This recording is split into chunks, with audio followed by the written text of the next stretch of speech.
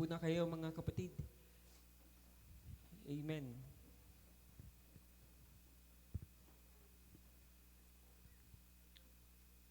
Praise the Lord mga kapatid. Let's go to the Word of God in 1 Samuel chapter 17. Babasahin ko po mga kapatid sa New International Version, verse 57 hanggang 58.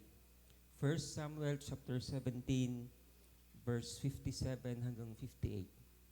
And it said, mga kapatid, reading in NIV, as soon as David returned from killing the Philistine, Abner took him and brought him before Saul. And David, still holding the Philistine's head, whose son are you, young man? Saul asked him. David said, I am the son of your servant Jesse of Bethlehem. Okay. So ulitin ko po yung verse 58, whose son are you, young man? Saul asked him. David said, I am the son of your servant Jesse of Bethlehem. Yung dalawang verse na binasa natin mga kapatid ay merong napakayamang mga lesson this morning. We can easily parang i-disregard yung verse na yan dahil parang insignificant siya, parang walang detalye mga kapatid. Parang simple narrative lamang. But let me dissect this morning in relation to our series, which is Growth, Church Growth, and with the title that says, Protect Your Progress. Protect your progress. Amen? Pwede niyo bang sabihin, protect your progress? Sabihin mo sa katabi mo, protect your progress. Amen. Ingatan niyo ang iyong paglago. Tama ba? Paglago ang mas magandang term. Ingatan natin ang ating paglago. Let's go on the background of the text. So this is the famous story about David and Goliath. Even the toddlers know, mga kapatid, yung kwentong yan. Kahit yung mga preschool ay alam na alam yung kwentong yan. But there is so much more than a story of an underdog winning over a champion. Yung kwento na yan, I think this is the 5th time that I preach on the same passage, on the same story. But every time there is a new revelation and a new blessing from God, mga kapatid. So, bago natin maintindihan yung dalawang verse na yan, mga kapatid na binasa natin, let's go back. In fact, let's go back in 1 Samuel chapter 8. Ano nangyayari doon sa chapter 8, mga kapatid? Israel was asking for a king. Nagdemand sila kay Samuel, ayaw na namin ang pamumuno mo dahil si Samuel ay isang propeta. Gusto naming maging katulad ng ibang mga bansa, ng ibang mga nasyon, ibang mga lahi na mayroon silang hari na tinatawag. And then, sabi nila sa verse 20, we will be like all the other nations with a king. Number 1, to lead us. Number 2, to go out before us. Number 3, to fight our battles. So let me present to you yung demand ng Israel. Kailangan namin ng hari. At ang inaasahan namin sa hari ay pangunahan kami. Mauna bago kami. At lalaban sa aming mga battles. That's their demand, mga kapatid. Ilagay niyo yan sa isipan ninyo as we proceed dito sa lesson na to. Saul was selected and anointed in chapter 9. So ang description po ni King Saul sa chapter 9, he was a handsome young man, lahat ng mga pogi. Magsabing amen. Dami bigla. Ang tatalas ng mga isip niya. Alert ah. He was a handsome young man. He was a head taller than anyone else. Lahat ng mga matatangkad, magsabing praise the Lord.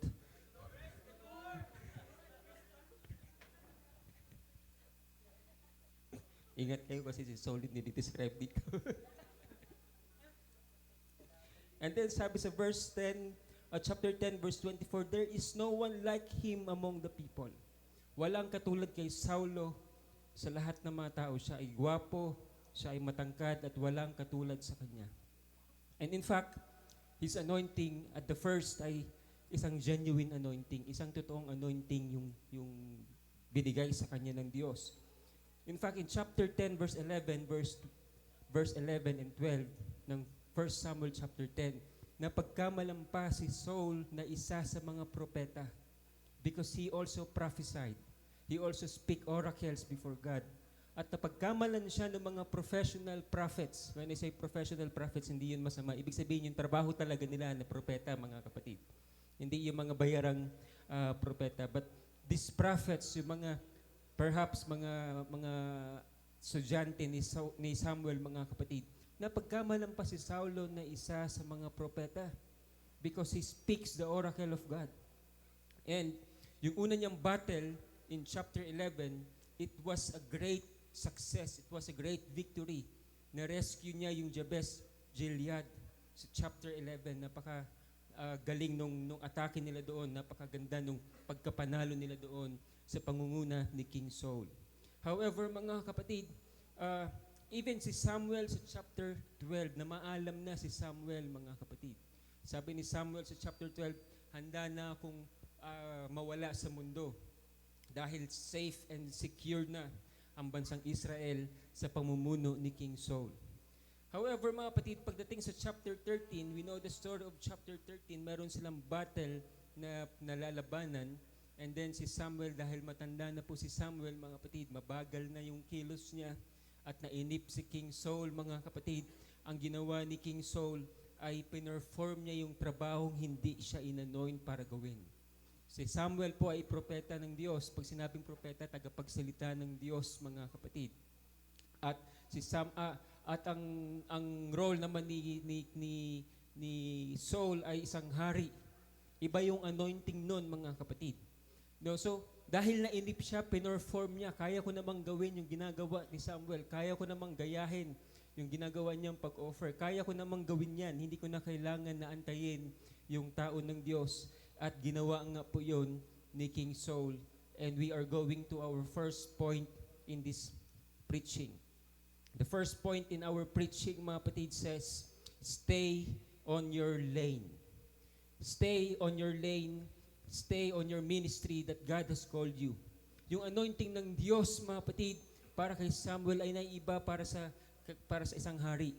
Hindi mo pwedeng i-replicate yung anointing ng isa papunta sa iyong sarili o kaya yung anointing natin na ibigay sa iba, mga kapatid.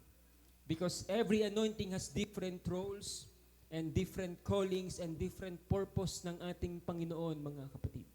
Kung saan tayo nilagay ng Diyos, ang Diyos po ang naglagay doon at hindi tao, mga kapatid. At ang Diyos ang naglagay ng boundary doon. Respect boundaries.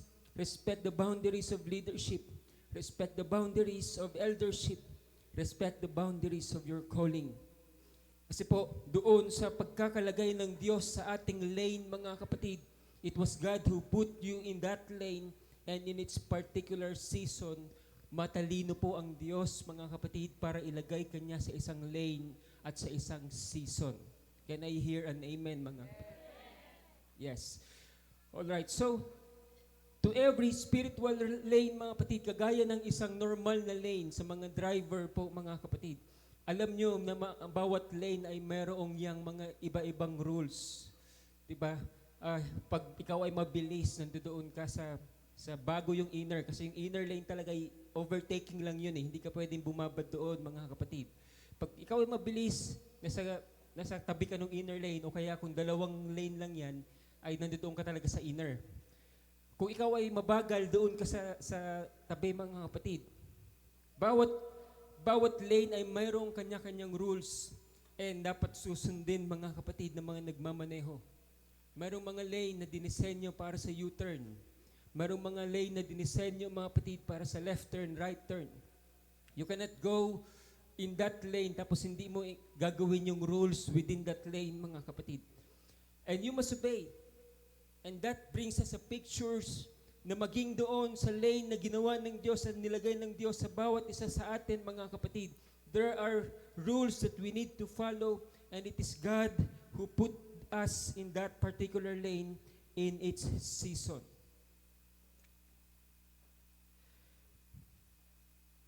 Now, when we talk about this progress, pag pinag-usapan po natin ang progress, mga kapatid, Saul started to change the lane, and inagaw niya, sinubukan niyang kunin yung lane ni Samuel at the beginning of that chapter 13.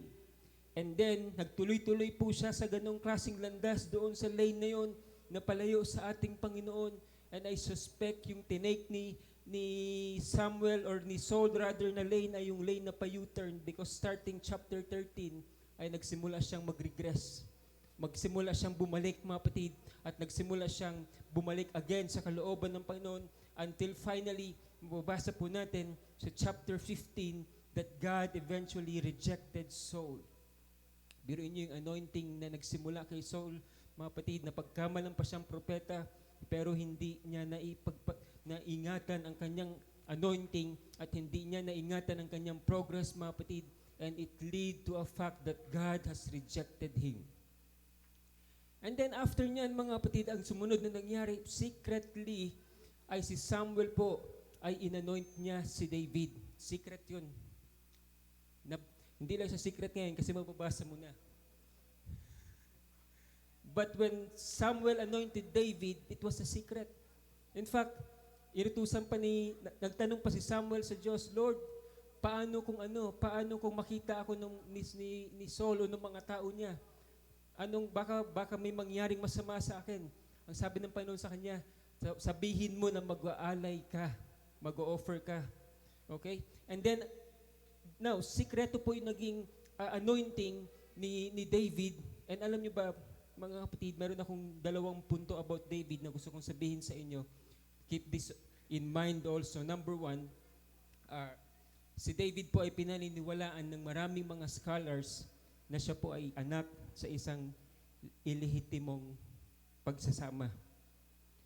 Maraming naniniwala, mga kapatid, na si David ay anak sa labas. At mahalagang punto yan para maintindihan natin yung nangyayari dito. Bakit po siya pinaniniwalaang siya ay anak sa labas? Dahil sa chapter 16 verse 4, Samuel did what the Lord said, and when he arrived at Bethlehem, the elders of the town trembled when they meet him. Usually, pag darating ang propeta ng Diyos o tao ng Diyos, mga kapatid, walang takot dapat. Usually, mga kapatid, they welcome the man of God. But when Samuel came to the town of Bethlehem, natakot sila kay Samuel at ang tanong nila, mga kapatid, kay Samuel, do you come in peace? Naparito ka ba para sa kapayapaan? Kasi nag-i-expect na sila ng judgment, mga kapatid.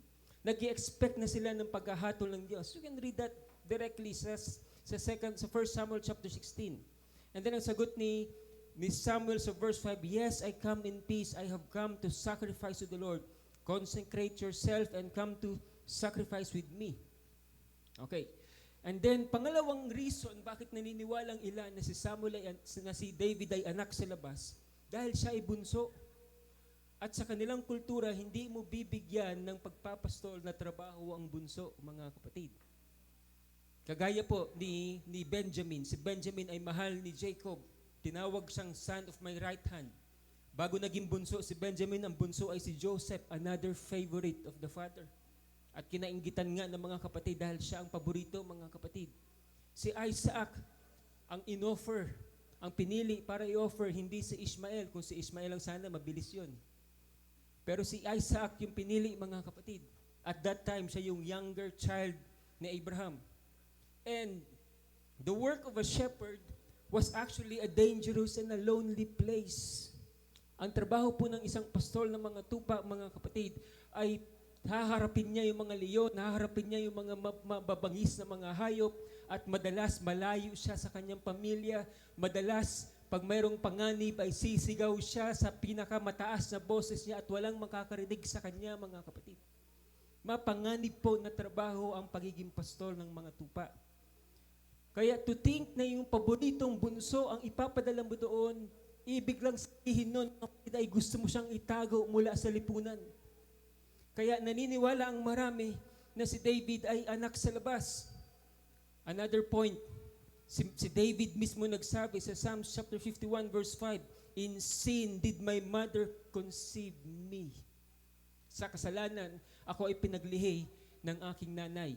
Now, sa kanilang kultura, hindi po tinuturing na kasalanan ang pagbubuntis sa loob ng isang lehitimong kasal. Now, ang sabi ng iba kasi, for all have sinned. Pero hindi yun eh. New Testament time, for all have sinned, sinabi. Pero sa kanilang kultura, pag ang isang babae ay nagbubuntis sa loob ng isang lehitimong kasal, hindi yan tinuturing na kasalanan, mga kapatid. Kaya maraming naniniwala na si David mismo ay anak sa labas. Tandaan niyo po yan, mga kapatid, dahil mahalaga yan para maintindihan natin yung binasa natin. Pangalawang puntos na gusto ko pong ilabas, mga kapatid, ay si David po ay actually kilala ni Saul bago pa nangyari yung labanan. Mababasa natin yan sa chapter 16. Kasi baka iniisip ninyo na si David ay nakilala lang ni Saul nung humarap na siya, nakipag-usap na siya kay King Saul. Hindi po, kilala na si David, mga kapatid.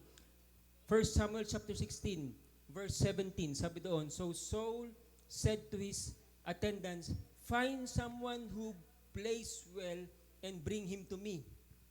One of the servants answered, I have seen a son of Jesse of Bethlehem who knows how to play the lyre. Yung parang ano yan parang alpa, na ancient, mas ancient, mga kapatid.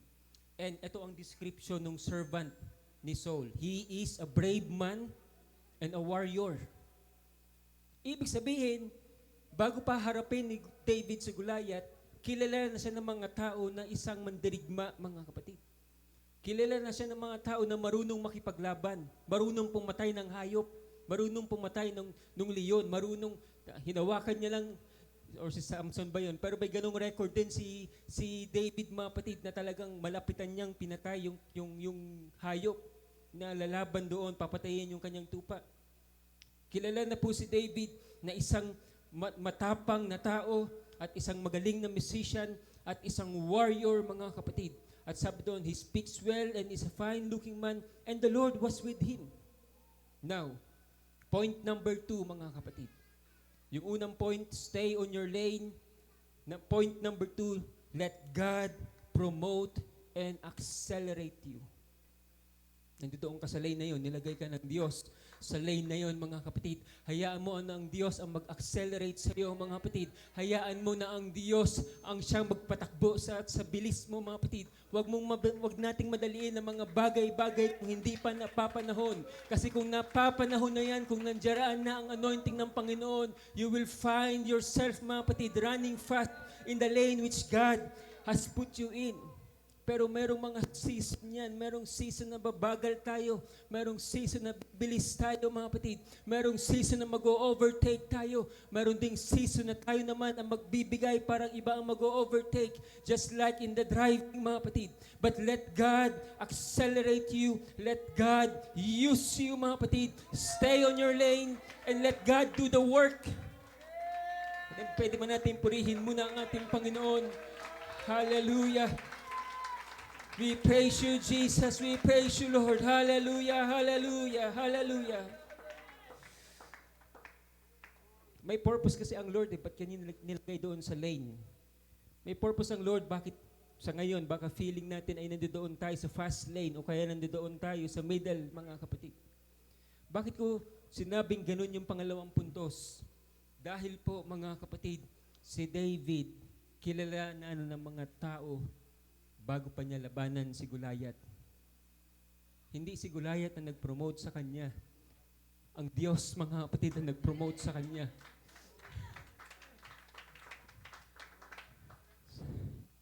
Hindi siya nakilala dahil kay Goliath. Mas nakilala lang siya dahil kay Goliath, mga kapatid. Now, nakilala na siya ng mga tao, marunong siyang lumaban. Tapos, ito pa, dahil kasi si David ay na-train sa wilderness. No? Wala siyang formal training sa military sa labanan.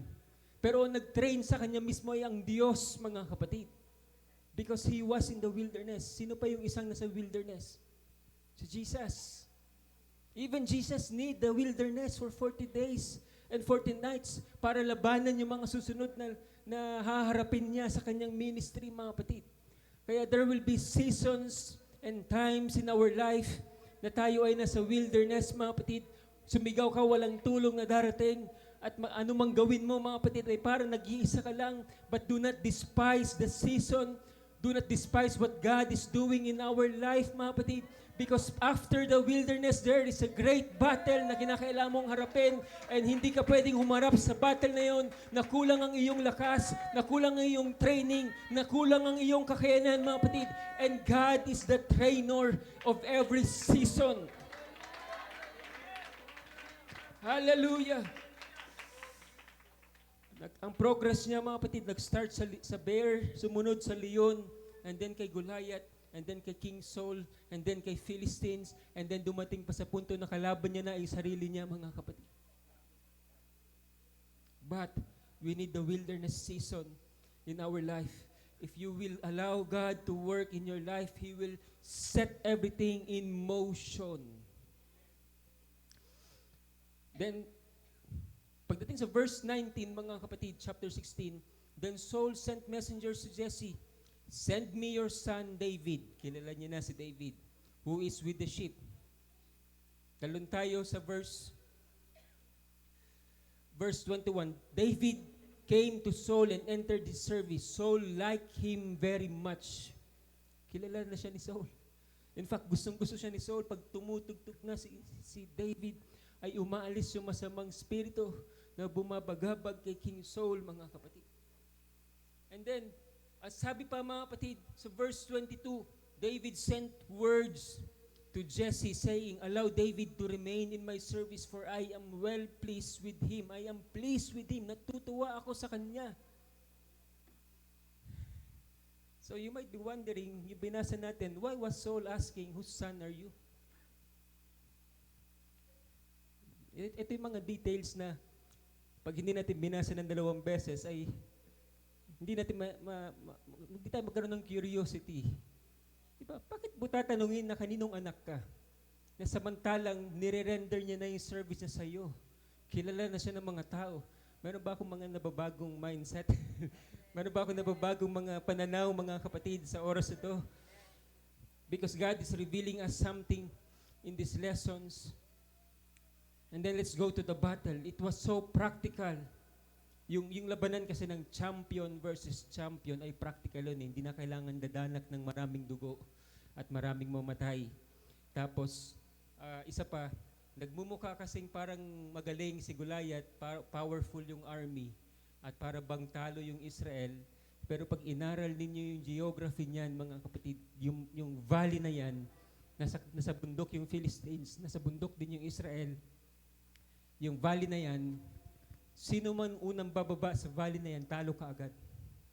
Kasi pag bumaba yung Philistines, titirahin sila, mga kapatid. Expose sa kaagad sila. Pag bumaba naman yung Israel, expose na rin sila. Kaya habang sumisigaw-sigaw yung Philistines, sa totoo lang, tabla yung labanan. Kaya it doesn't mean na maingay ang kalaban, mas malakas siya. It doesn't mean na mas sumisigaw ang Satanas, mga kapatid, ay mas makapangyarihan siya. Amen. It doesn't mean na mas maingay yung problema ay wala ka ng laban, mga kapatid. It doesn't mean na ang kaaway ay parang nagwawala ay mas malakas siya, mga kapatid. If you will know your strength and the God that is in us, mga kapatid, that will open our spiritual mind. Huwag tayo ma-intimidate sa sigaw ng Diablo. Huwag tayo ma-intimidate sa sigaw ni Satanas. Huwag tayo ma-intimidate sa sigaw ng mga doubts natin, mga kapatid. Hallelujah!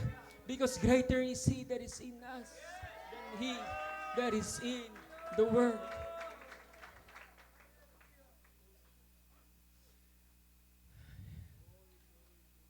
Pangalawang punto din sa labanan na yan ay isang religious and then tradition. Naniniwala sila na pag naglabanan na yung dalawang champion, kung sino yung mananalo, yun ang pinaboran ng mga Diyos. Okay, hindi lang paniniwala ng mga Israelites. Or sa case ng Israelites, naniniwala naman talaga sila na si Yahweh ang kasama nila. Pero doon ang tawag dyan ay Middle Eastern culture, mga kapatid, ay naniniwala sila sa panahon na yan na kapag sino ang nanalong champion, ay yun ang pinaboran ng mga Diyos, mga kapatid. Kaya habang nangungutya si Goliath, araw-araw kinukutya niya, mga kapatid, ang Israel, at araw-araw hindi lumalaban, hindi sumasagot ang Israel, para nilang sinasabi, oo, mas malakas ang Diyos nyo kaysa sa amin. Oo, matatalo kami, mga kapatid. Kaya nga yung pagiging tahimik ni King Saul, yung pagiging tahimik ng Israel, mga kapatid, ay somehow binibigyan nila ng validation na yung Diyos sa mga Philistines ay mas malakas kaysa kay Yahweh. Okay? Nakuha po ba natin, mga kapatid? And that's the reason why, nung dumating si David doon, asar na asar si David, anong ginagawa niyo? Bakit niyo pinapahintulutan na asarin tayo ng mga taong yan? Okay, tingnan natin yung scriptures, mga kapatid. When David heard it, sabi ni David, what will be done for the man who kills these Philistines and remove this disgrace from Israel? Anong gagawin sa taong mananalo laban dito sa Filistinong ito? And then sabi niya, who is this uncircumcised Philistine that he should defy the armies of the living God? Sa Tagalog yan, mas direct. Mas nakakatawa eh. Diba? Sino itong mga supot na to? Napapahiyain niya yung mga tao ng Diyos. Ganun yung ganun yung tono ni David, mga kapatid. Pero, nakakatawa pakinggan, pero ito ang ibig sabihin kasi yan sa Old Testament. Yung circumcision kasi, mga kapatid, sa Old Testament, yun po ay covenant ni Yahweh sa kanyang bansa. Kasunduan yun. Yun ang inutos ng Panginoon, ituliin niyo ang mga lalaki ninyo para yan ay palatandaan ng aking kasunduan sa inyo. Ano yung kasunduan na yun? Kasunduan na iingatan sila ng Diyos, na poprotektahan sila ng Diyos, na pagpapalain sila ng Diyos, mga kapatid, na sila po ay palalakasin ng Diyos, na sila ay pagagalingin ng Diyos, na sila ay papatawarin ng Diyos. Yun yung kasunduan, mga kapatid. So, nung sinabi ni David, who is this uncircumcised Philistine that he should defy the armies of God? Ang sinasabi po ni David, mga kapatid, sino ba itong taong ito na wala namang kasunduan sa Diyos? Hindi naman siya akop ng protection ng Diyos. Wala naman sa kanya ang protection ng Diyos. Wala naman sa kanya ang kapangyarihan ng Diyos. And yet, naduduwag kayo sa kanya.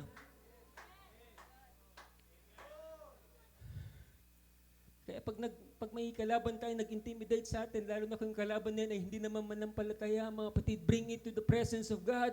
Bring it to the Lord. Because the protection of the Lord is with His people. With His church, mga kapatid. No weapon formed against us shall prosper. Okay, so let's continue. Nung nakita si David ng kanyang mga kapatid, nireject, anong ginagawa mo dito? Di ba maghahatid ka lang ng pagkain? And then sabi sa verse 30, nung hindi siya pinakinggan ng mga kapatid niya, he turned to someone else. Kausap niya yung isa. Hanggang yung salita ni David ay nakarating kay King Saul, mga kapatid. At nung nakarating na yung salita ni David, mga kapatid, ay agad siyang pinatawag ni King Saul. Now, meron tayong sumunod na points. Point number 1, stay on your lane. Point number 2, let God accelerate you. And point number 3 and 4 ay hindi natin pwedeng paghiwalayin. Point number 3, anointing comes with great confidence. Ang anointing po ay mayroong great confidence sa kasama, and people will mistake it as arrogance. Ang anointing may nagbibigay sa atin ng confidence yan eh. At sa mga taong hindi nakakaunawa at hindi naintindihan at hindi na-discern na yun ay anointing ng Diyos, akala nila nagiging arrogante tayo, mga kapatid. Now, point number 4, be wise and harmless at the same time. Kasi po yung anointing, if it comes with great confidence, then you must be wise and you must be harmless at the same time. And let us put our confidence in God. Bakit po, mga kapatid? Kasi nung tinawag na si King Saul, si David, papunta kay King Saul, mga kapatid, ay sinabi niya doon na ako ay kagaya ng tupa na pinadala sa mga lobo. Ang reference ko pala ay sa Matthew chapter 10, Verse 16, Behold, I send you forth as a sheep in the midst of the wolves. Be therefore wise as serpents and harmless as a dove. Bakit po mga kapatid mahalaga yun? Dahil nung pinatawag na si David kay King Saul, ay ninarate niya na kung paano niya tinalo yung mga mababangis na hayop, kung paano niya niligtas yung kanyang mga tupa. And then para sa ilan, yun ay arrogance. Ang yabang mo naman, bata ka pa. But in reality, David was not arrogant. He was simply bold because anointing comes with great confidence, mga kapatid. Yung anointing, mga kapatid, ay meron niyang matinding confidence sa ating Panginoon, sa kapangyarihan ng Panginoon. And people will mistake it as arrogance. And then, ang nangyari nung naniwala na, mga kapatid, ito, another background. Ano yung requirement ng Israel para sila ay magkaroon ng hari? Naalala niyo yung una kong verse na binanggit, mga kapatid, after our main scripture. Ano yung hinahanap nila sa hari? To lead us, to go before us, and fight our battles. This time, si King Saul ayaw lumaban. This time, yung hinahamon ni Goliath ng Israel na maglabas kayo ng champion, ang talagang sinasabi ni Goliath, ilabas nyo ang hari nyo. Mag-one-on-one kami. And si King Saul, mga kapatid, ay natakot na. Bakit siya natakot na? Any thoughts? Bakit natakot si Saul? Nag-U-turn na. Because God has rejected him. Prior to that, wala na sa kanya yung anointing ng Panginoon. Kaya nga yung anointing na nagbibigay sa atin ng great confidence, pag nawala yan sa atin, mga kapatid, takot ang papalit sa atin, mga kapatid. Na hindi siya makakilos, paralisado na siya, mga kapatid. For 40 days and 40 nights, hindi siya makakilos ng normal. At hinahayaan na lang niyang asarin siya. Why? Because the anointing has already left him. And then, ang sabi niya doon, nandamay pa siya, sinubukan pa niya mandamay, sabi niya kay David, you cannot go out against this Philistine. Hindi mo kayang labanan ito. Dahil siya ay mandirigman na mula sa kanyang pagkabata pa lamang.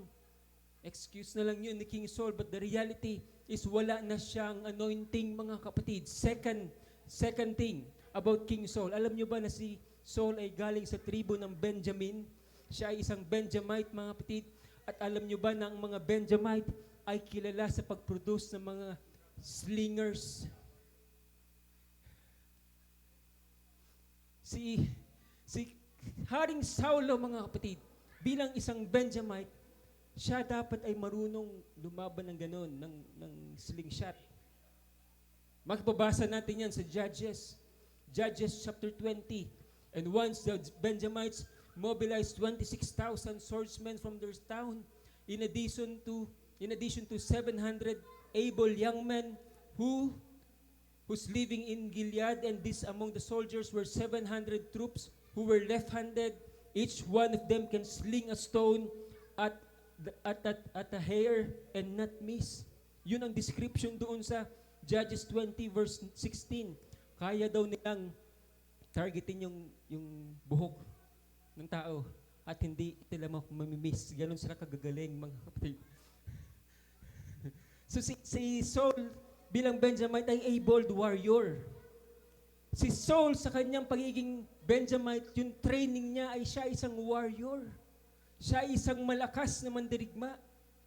But we can see clearly here na wala nang nagawa ang kanyang sariling galing at sa kanyang sariling lakas, mga kapatid. Why? Because the anointing has already left him. That will tell us, mga kapatid, kahit well-trained pa tayo, kahit napakagaling pa natin, mga kapatid, kahit napakatalino, napakalakas pa natin, pag ang anointing ay umalis na sa atin, mga kapatid, mababaliwala ang lahat ng meron tayo, yung talent natin, yung lakas natin. Because it is the anointing that makes the difference. It is the anointing, mga kapatid, that makes a difference in our service sa ating Panginoon. And then, nung hindi niya kayang kumbinsihin si David na lumaban, na hindi lumaban, ang sagot na lang niya kay David, go and the Lord be with you. Pero tuso rin to si Saulo eh. Inoffer niya na suotin ni David yung kanyang armas, yung kanyang mga armor, mga kapatid. Why?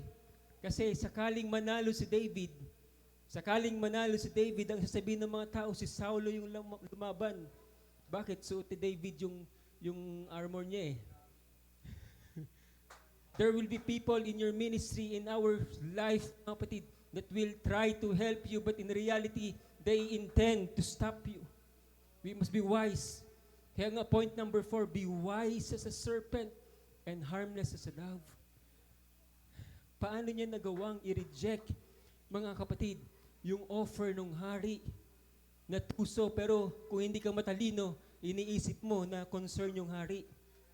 We will have that kind of situation. Hindi lang siguro sa ministry, maging sa trabaho, that people will try to help you, pero ang agenda nila ay ibagsak ka, mga kapatid. You must be wise and humble at the same time and harmless at the same time. Ang sagot ni David, mga kapatid, I cannot trust this. Hindi ko kasi yan nasubukan. Napaka-gentle at napaka-humble and meek ng kanyang sagot, mga kapatid. Why? Kasi ang sagot niya, because I trust in what God can do. I trust kung ano yung nasubukan ko na, kung ano yung panampalataya na nasubukan ko na. Doon ako patuloy na magtitiwala. Hindi ko subok yung bagay na yan. But I trust in the name of the Lord. I trust in the strength of the Lord. I trust in the name of Jesus.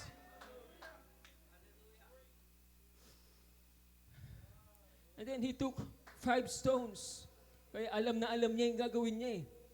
Kasi kung sakaling ma-miss yung una, ay, meron pa siyang 4.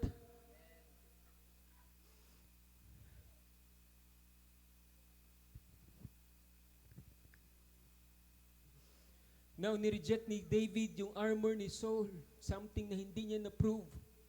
And then, eto na, i-share ko na ito noon, i-preach ko na ito noon, pero for the sake ng mga bago, mga kapatid, I'm gonna share this again.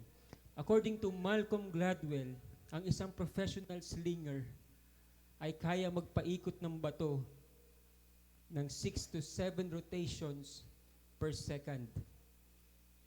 Bilis nun. 6 hanggang 7 beses na ikot kada segundo. And on a certain distance, mga kapatid, yung batong yan, pag pinakawalan, ay katumbas ng 45 caliber na baril. So I'm gonna ask you, talaga bang underdog si David? No. Because God is wise. Hindi ka ilalagay doon kung hindi matalino ang Diyos. Hindi ka ilalagay sa sitwasyon na yan kung hindi matalino ang Diyos, mga kapatid. So David was never an underdog. Sa una pa lang, talo na si Goliath, mga kapatid. Why? Another thing, si Goliath ay isang heavy infantry soldier. Mabigat. Ito yung mga sumusuot ng talagang mabibigat na mga armas sa mga mabibigat na espada. Pero sa ancient time, hindi lang naman heavy infantry ang mga sundalo. Mayroon ding tinatawag na mga snipers or slingers. They act like a snipers, mga kapatid. Sila yung mga long range na tumitira. Malayo pa lang, tumitira na sila. And then meron tinatawag na cavalry, yung mga nakasakay sa kabayo, mga kapatid. Ang kahinaan ng mga heavy infantry, yung cavalry. Kasi talagang sisipain lang sila ng hayop.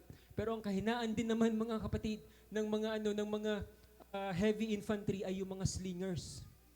Si David bilang isang slinger ay quick and agile po siya, mabilis siya, maliksi siyang kumilos, mga kapatid. At si Goliath bilang isang heavy infantry, mga kapatid, lakas niya yung kanyang sandata, lakas niya yung kanyang armor, but pag ang katapat mo ay isang slinger, lahat ng armor na yan ay magiging liability sa iyo, magiging pabigat sa iyo, mga kapatid.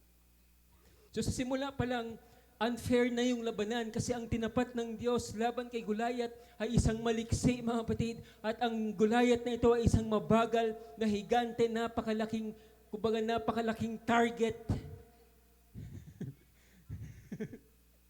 Diba si David ay isang slinger eh. At makita mo yung kanilang galing at that time, yung galing nila ay ibang klase, kaya nilang tirahin yung gabuhok na target. And then lalo na yung malaki. Lalo na yung higante na 9 feet yung taas. 6 to 9 feet yung taas. Kung kaya nilang tirahin yung buhok natin na nakaangat, nakatayo, mga kapatid, kayang-kaya rin nilang tirahin yung mabagal na Goliath. So minsan, let's change our mindset. Iniisip mo lang natalo ka, iniisip mo lang na ikaw yung mahina, but in the eyes of God, ang layo ng laban, mga kapatid. We have a big and wise coach na hindi ka ilalagay sa isang digmaan na matatalo ka, mga kapatid. Just be on your lane and just stay and allow God to move in you and have confidence in God, mga kapatid. And be wise and be humble at the same time. Trust the name of Jesus. Trust God in your battle.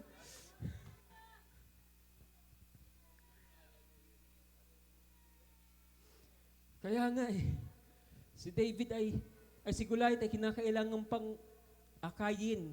Pag binasa niyo yung chapter na yan, meron siyang alalay sa harap niya, mga kapatid. Why? Mabagal siya eh. Baka ma-outbalance. At pag ma-outbalance, tumba ka agad bago nagsimula yung labanan. Another thing, si Goliath bilang isang higante, according to Malcolm Gladwell, ang mga higante ay mayroong common sickness or condition na tinatawag na acromegaly. Yung condition po na yan, mga kapatid, ay matangkad sila, pero mayroon silang disability to see properly. Medyo mahina ang kanilang paningin. Yung isa sa mga higante na nasa Guinness Book of Record, mayroon siyang ganung condition, mga kapatid, na mahina ang kanyang paningin. And makikita natin to sa Biblia. Hindi man directly sinabi, pero pag binasa natin yung chapter 17, verse 40, ang sabi doon ng Bible, chapter 17, verse 40, then he, sino tong he? Si David. Then he took his staff in his hand. Andito ba? Ayan. He took his staff. Hanggang dyan lang, singular, isa lang. Okay? Pagdating sa verse 41 or 43, pagdating sa verse 43, nung nakita siya ni Goliath, mga kapatid, ang sabi ni Goliath, am I a dog that you will come to me with sticks? Kita niyo yung difference? Isang one-letter word difference, it makes a difference. Nagkamali ba yung Bible, mga kapatid? Kamali ba yung sumusulat ng Bible? Why? Dahil si David po, si Goliath po, mayroon siyang condition na tinatawag nating duling. Isa lang yung stick na dala ni David, pero dalawa ang nakikita niya, mga kapatid.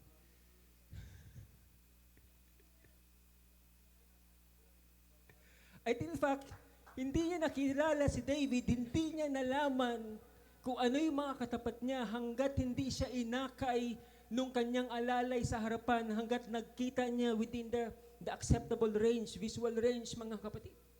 Kasi malayo pa lang, dapat nakita niya na yung kalaban niya ay bata, pero nung nagkaharap na sila, doon niya lang nalaman na ang itatapat niyo pala sa akin ay isang bata.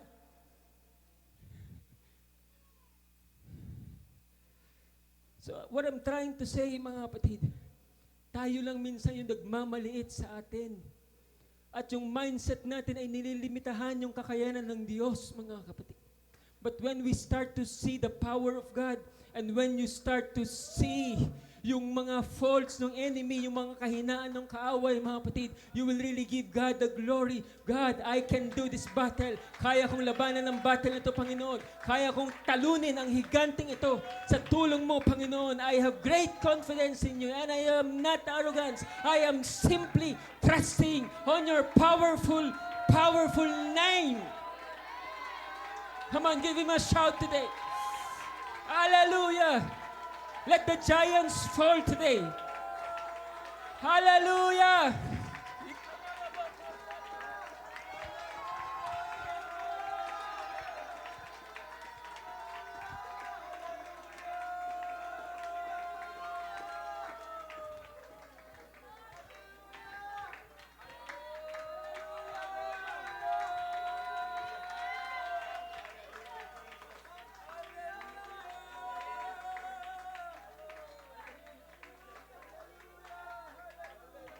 Hallelujah, hallelujah. I pray that the giants will fall right now, right here, right in this place. Let the giants na nakaharang sa iyong daraanan papunta sa kalooban ng Diyos, sinasaway ko sa oras ito by the name of Jesus Christ. In the name of Jesus Christ, we are going to slay the giants in our way.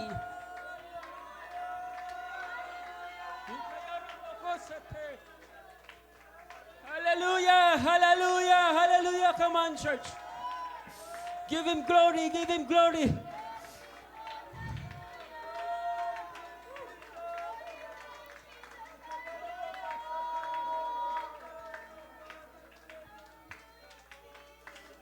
Hallelujah.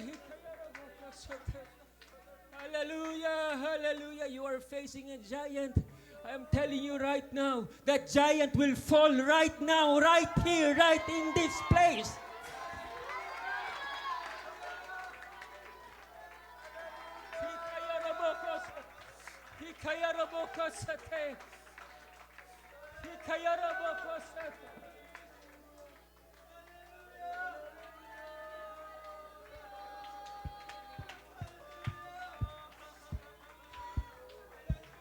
Hallelujah, hallelujah, hallelujah. Not only that giant will fall, hindi lang babagsak yung higante na yan, mga kapatid. Because what David did, kinuha niya yung sandata, yung espada, mga kapatid, and he cut the head of the giant. Just like what Jesus did. Yan ay symbolic that the seed of the woman will crush the head of the serpent. And sabi ni Jesus, you will do greater than I. Mamaya nga, mga kapatid, if you have, I feel doing this in the name of Jesus Christ.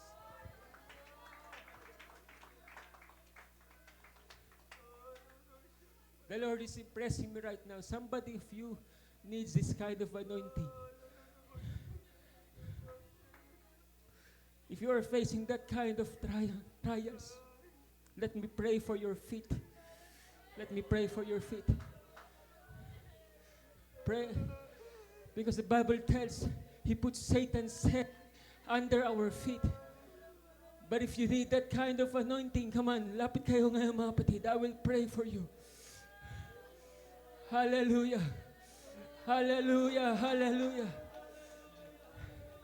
Hallelujah. I invite that someone who needs that kind of anointing right now. I'm going to pray for your feet. In the name of Jesus Christ. In the name of Jesus Christ. Hallelujah. Bless his feet. Anoint his feet, Lord. Lahat ng tatapakan, ng mga paa nito, Lord, will become your territory. In the name of Jesus Christ. Hitoyoroboko sete. Hikayoroboko sakayorobo. Hallelujah. I pray for your anointing. I pray for your anointing. In the name of Jesus Christ. Hallelujah. Hallelujah. Hallelujah. In the name of Jesus Christ. Anoint this feet, Lord. Anoint this feet in the name of Jesus Christ. Hikayoroboko sangayorobe hito. Hallelujah. Hallelujah. Hallelujah. Hallelujah. Hallelujah. Hallelujah. In the name of Jesus Christ, Lord. Anoint this feet, Lord. Hitayaraba hotsandayaraba. Hitayaraba. Hitayaraba hosatayaraba. Hallelujah. Hallelujah. Hallelujah.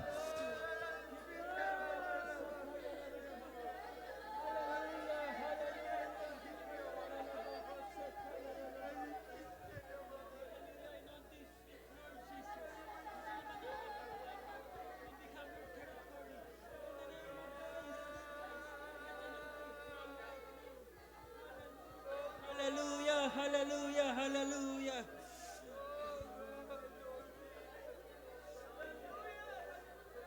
Come on, church. Hallelujah, hallelujah, hallelujah. Hallelujah, hallelujah, hallelujah.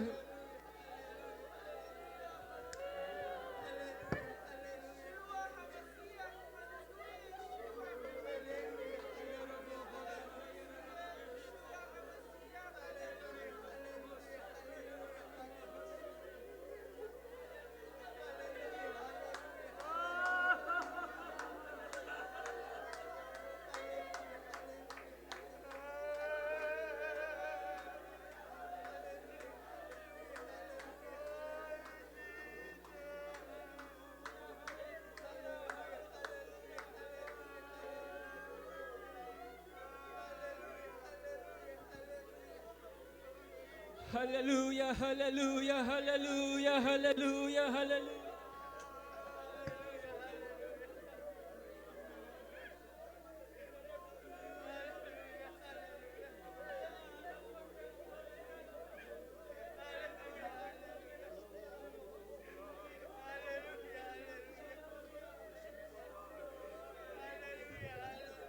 Hallelujah, hallelujah, hallelujah. Hallelujah, hallelujah, hallelujah, Jesus. Hallelujah, hallelujah, hallelujah, hallelujah. Sinasaway ko lahat ng klaseng higante na nakaharang sa kalooban ng Diyos right now, right here, right in the name of Jesus Christ. That giants will fall. Let the giants fall.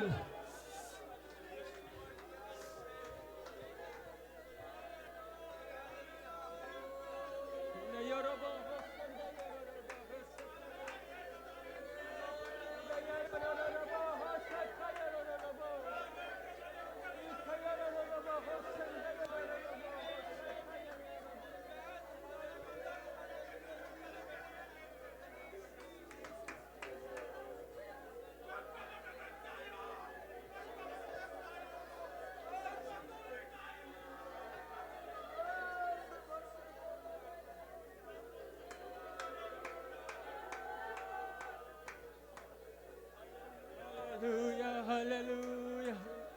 God is telling us, sa pamamagitan ng ating kapatid, magpakatatag tayo, magpatuloy tayo, magpakatatag tayo, magpatuloy tayo sa pangalan ng Panginoon. Hallelujah, hallelujah, hallelujah, hallelujah.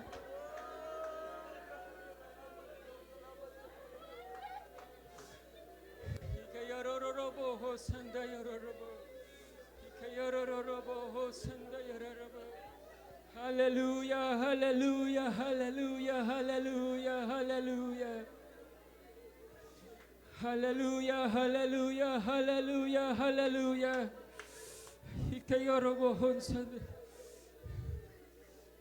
Hallelujah, hallelujah, hallelujah, hallelujah, hallelujah.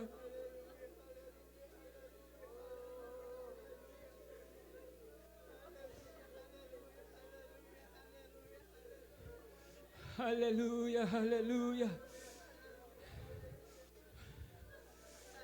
Hallelujah. I feel we have not yet reached that climax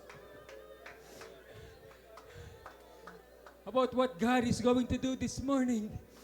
Hallelujah. Para maabot lahat, mga kapatid.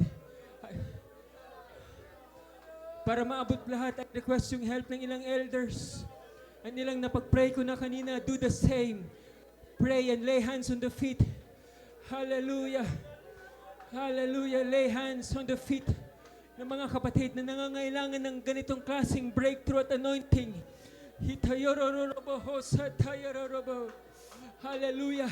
Because my prayer is, lahat ng aapakan ng mga paa na yan will become the territory of God. Will become the territory of the kingdom of God. Your house will become the territory of God.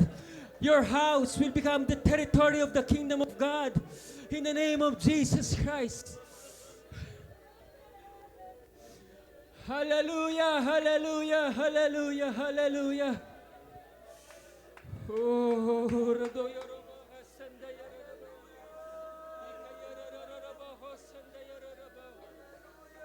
hallelujah, hallelujah, hallelujah, hallelujah. Hallelujah, hallelujah. Hallelujah, hallelujah, hallelujah, hallelujah. Hallelujah. God, I pray for your anointing, Lord Jesus. Lord. Anoint, Lord Jesus. Hallelujah, in the name of Christ.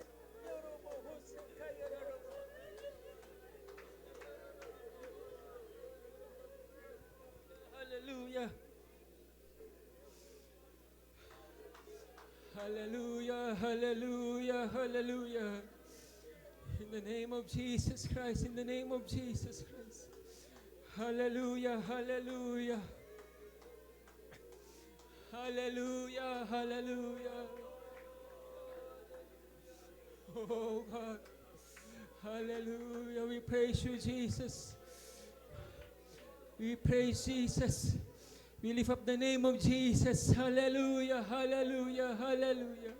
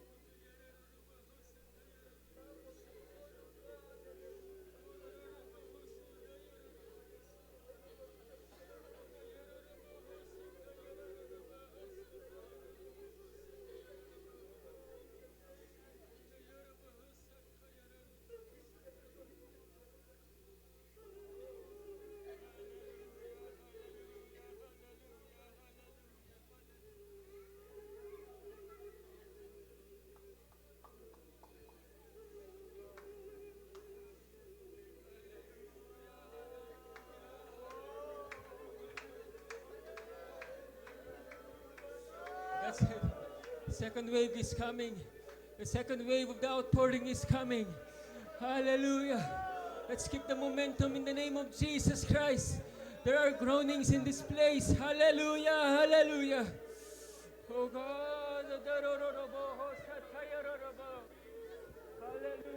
Hallelujah. Hallelujah. I pray for Lord. I pray, Lord Jesus, anoint this, Lord Jesus. Lahat ng apakan ng mga panito, Lord, we become your territory. Inayoro. Hallelujah. I pray for the anointing, Panginoon. In the name of Jesus Christ. Inayoro hosatayarabo. Inayaraba kasatayarabo hosatayarabo. Ikayarabo hosatayarabo hosatayarabo. Hallelujah.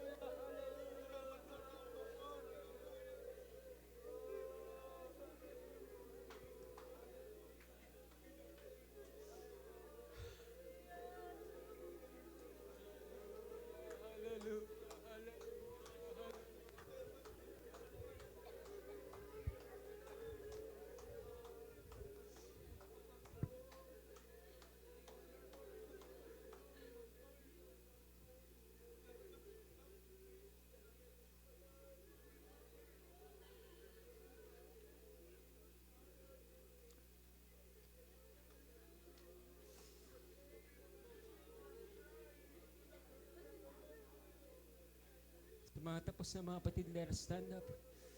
But if you are still kneeling down and still leading, God is still leading you to pray, then remain in your position. Pero sa mga tao, I invite everyone to stand up. We'll do a united prayer instead. United prayer tayo, one big circle mga kapatid, one big circle.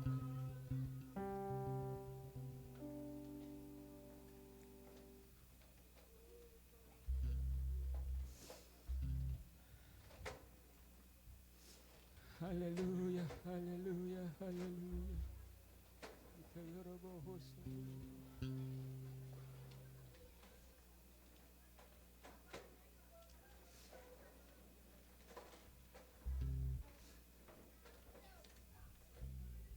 Hallelujah.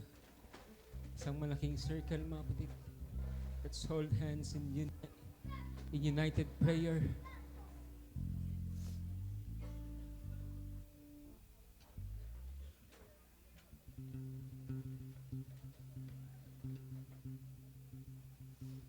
After I gave my last point, mga kapatid, the singers will sing. And while they are singing, you will pray one another. Before we sing, before we pray, I will give you my last point. Yung unang punto, mga kapatid, stay on your lane. Second point, let God accelerate you. Point number 3, anointing comes with great confidence. Point number 4, be wise and harmless. And this is the point number 5, rely on the way of God. Bakit po mga kapatid? May I have your attention right now? May I have your attention? When Saul asked David, whose son are you? Hindi niya dahil sa hindi kilala si David. Kilala niya si David. And although sa ating mga Pilipino, tinatanong natin yan to give honor doon sa parents, iba ang Middle Eastern culture. Kung sa ating mga Pilipino, we say, kaninong anak ba yan para pangaralan yung magulang, yung tatay. But in the Middle Eastern culture, it's different. When Saul asked, whose son are you? It is just a nice and legal way of asking, do you want to be my son? Pwede ba kitang ampunin? Why? Dahil gustong agawin ni Saul yung glory. And kung sa totoosin, yun yung shortcut. Kasi, kung anak na si David ni Saul, technically yung line of succession, tuloy-tuloy na. Shortcut, may protection ng hari. Hindi niya kailangan kalabanin si Saul. Hindi niya kailangan magtago sa valley, sa mga kuweba. Hindi niya kailangan lumaban at magtago sa kampo ng Philistines. Kasi nasa protection siya ng hari, inampun siya ng hari. But he said, I am the son of your servant Jesse. Why? Because eventually, mga kapatid, the lineage of the Messiah will be coming from the tribe of Judah, the tribe of praise, the tribe of victory. Stay on your lane and do not take the shortcuts. It is a long, winding road. It is a long, winding road. Hindi shortcut. But God will move in His way. God will move in His way.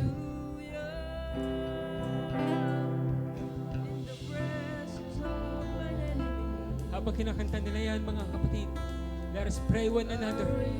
Pag-pray niyo yung mga katabi ninyo. Lay your hands on your brother and on your sister.